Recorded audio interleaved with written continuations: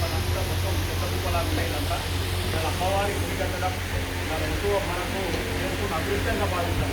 ఎందుకంటే అమ్మవారు గుడి కట్టాలంటే కూడా ఎంతో ధనం కావాలి. వెంకటేశ్వరం కావచ్చు, రామచంద్రుడు కావచ్చు, ఏ గుడి కట్టాలన్నా కానీ ఎంతో పవర్ కావాలి.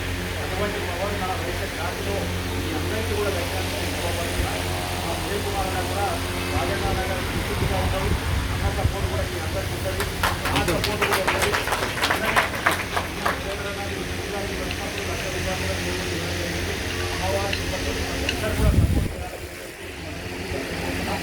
అమ్మవారి కళ్ళకి చేతి లోపల బ్రహ్మాండమైన గుడి ఇక్కడ నిర్మాణం కావాలని అందరి సపోర్టు రైతులందరూ సపోర్ట్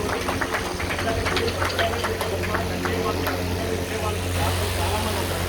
నేను కూడా చాలామంది చెప్తా ఉంటాను. విజయ్ కుమార్ గారు కూడా అందరి సపోర్ట్ తోటి